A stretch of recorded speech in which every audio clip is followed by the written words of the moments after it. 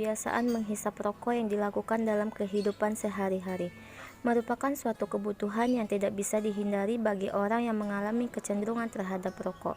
Alasan pertama kali merokok dari berbagai hasil wawancara: yang pertama coba-coba, yang kedua ikut-ikutan, yang ketiga sekedar ingin merasakan, yang keempat kesepian, yang kelima agar terlihat gaya atau gengsi di depan teman-teman, yang keenam iseng, yang ketujuh menghilangkan ketegangan. Perokok terbagi menjadi dua. Yang pertama perokok aktif, yaitu seseorang yang dengan sengaja menghisap lintangan atau gulungan tembakau yang dibungkus biasanya dengan kertas, daun, dan kulit jantung. Ciri-ciri fisik dari seorang perokok aktif yaitu: yang pertama, gigi kuning karena nikotin, yang kedua, kuku kotor karena nikotin, yang ketiga, mata pedih, yang keempat, sering batuk-batuk, yang kelima, mulut dan nafas bau rokok. Kedua, perokok pasif, yaitu seseorang atau sekelompok orang yang menghirup asap rokok orang lain. Adapun gejala awal yang dapat timbul pada perokok pasif yaitu: pertama, mata pedih, kedua, hidung beringus, ketiga, tekak dan serak, keempat, pening dan pusing kepala. Asap, debu, dan puntung rokok memiliki dampak yang buruk bagi lingkungan. Asap rokok yang dihembuskan perokok pasif bisa bertahan selama 2-3 jam dalam ruangan.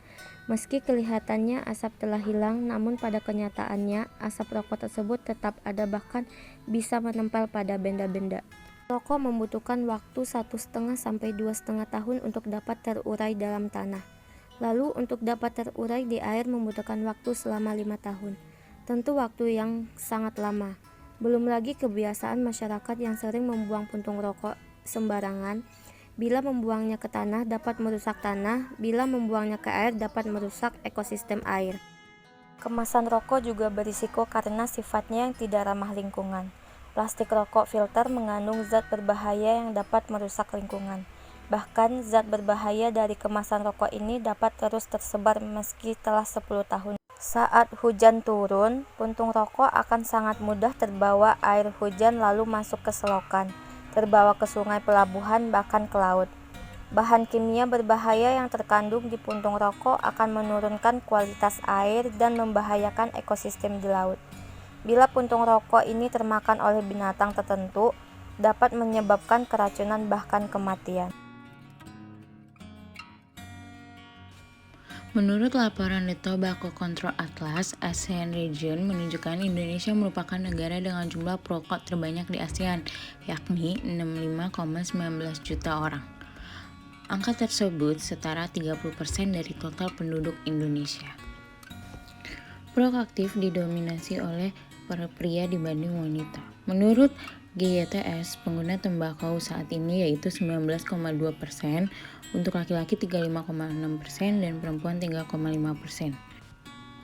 Untuk data perokok pasif atau orang yang terpapar asap rokok selama di rumah yaitu keseluruhan yaitu 57,8%, dan untuk paparan asap rokok di ruang-ruang publik tertutup yaitu 66,2% untuk keseluruhan, dan di ruang publik terbuka yaitu 67,2%, yakni ruang asap rokok di ruang publik terbuka lebih banyak orang terpapar.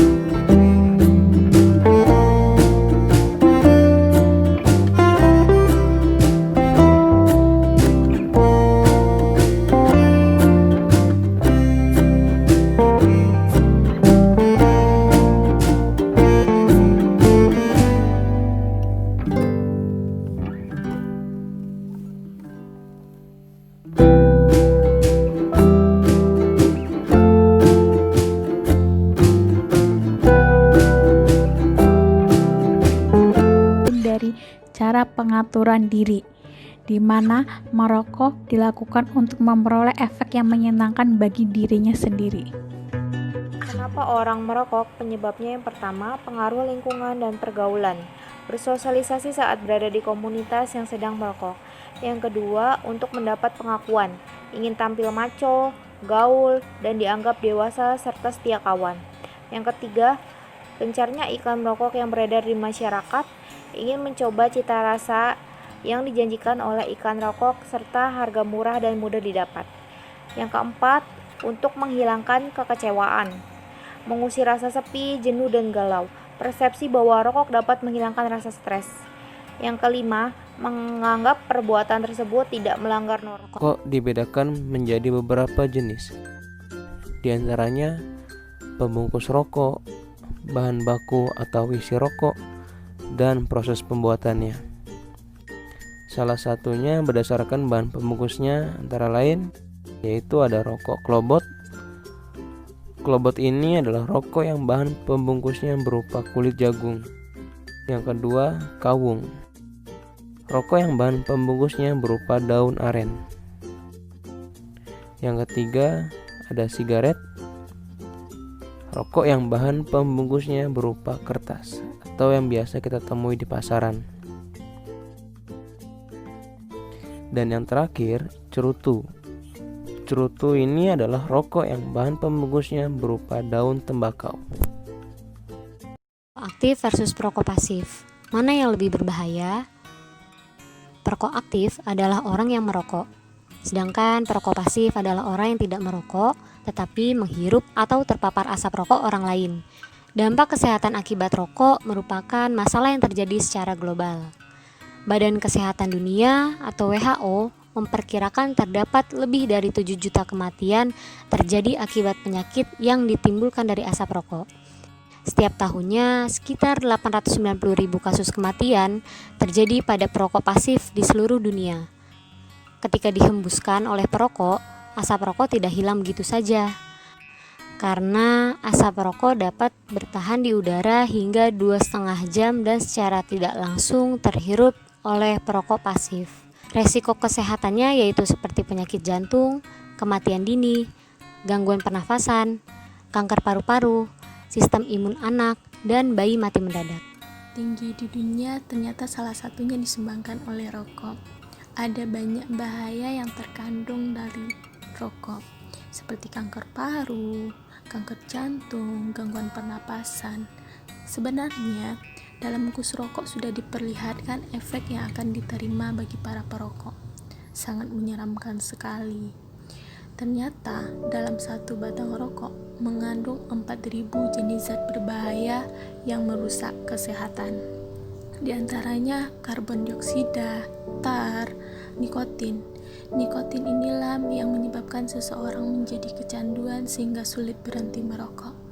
Efek ini sama-sama berbahaya bagi perokok, tembakau ataupun elektrik. Bisa menyebabkan rambut rontok, patah tulang, gangguan pendengaran, kanker kulit, dan yang lainnya. Sehingga disimpulkan merokok itu merugikan dari ujung kaki sampai ujung kepala. Jadi sudah waktunya kayaknya bagi para perokok untuk berhenti, karena tidak ada baiknya bagi kesehatan, malahan lebih banyak ruginya. Komplikasi dalam merokok. Orang yang merokok memiliki resiko lebih besar terkena penyakit yang mempengaruhi jantung dan pembuluh darah. Nah, dapat dilihat ini adalah contoh tubuh seorang perokok. Sangat mengerikan ya dibandingkan dengan seseorang yang tidak merokok. Ini adalah contoh salah satu penyakit yang disebabkan oleh komplikasi merokok, yaitu diabetes mellitus. Ini adalah contoh dari penyakit bronkitis kronis. Ini adalah contoh penyakit dari kanker paru-paru. Dan terakhir adalah asma. 10 cara atau terapi bagi perokok untuk berhenti merokok, yaitu yang pertama, tentukan tujuan Anda berhenti merokok. Menentukan tujuan merupakan hal penting dalam proses terapi berhenti merokok. Anda dapat menuliskannya dalam secari kertas atau membuat reminder di dalam handphone, karena jika Anda mulai ragu, Anda akan melihat catatan tersebut dan kembali mengingatkan tujuan Anda berhenti merokok. Yang kedua, beritahu orang terdekat Anda seperti pasangan, keluarga, teman dekat, kerabat, karena mereka akan mengingatkan Anda jika Anda mulai goyah. Yang ketiga, hindari pemicu seperti minum kopi, berkumpul bersama teman Anda yang merokok. Karena jika Anda selalu merokok sehabis makan, maka gantilah kebiasaan tersebut dengan cara mengunyah permen. Yang keempat, pola makan sehat dapat memperbaiki nutrisi dalam tubuh Anda. Yang kelima, hindari stres, karena stres merupakan salah satu perokok untuk merokok.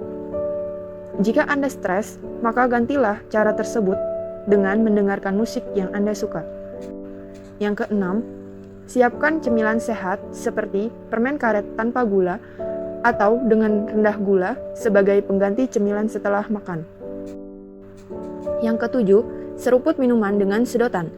Jika Anda sedang minum air dingin atau minuman yang Anda sukai, cobalah menyeruput dengan sedotan karena kegiatan ini akan melepaskan hormon dopamin yang dapat membantu meningkatkan suasana hati. Cara ini dilakukan bagi Anda yang terbiasa merokok sambil minum atau sesudahnya. 8. Memperbanyak kegiatan olahraga untuk mengisi waktu luang, misalnya dengan bersepeda, mengadakan kegiatan gym, jogging bersama teman. Yang kesembilan, ikuti nicotine replacement therapy atau NRT, yaitu program ini terbukti dengan tingkat keberhasilan sebanyak 50 hingga 70% karena dilakukan konsultasi dengan dokter. Yang 10, teruslah berusaha. Jika berulang kali gagal dalam berhenti merokok, karena merupakan hal yang wajar. Jangan cepat menyerah dan teruslah berusaha, karena banyak orang yang sudah berhenti selamanya dengan mencoba beberapa kali.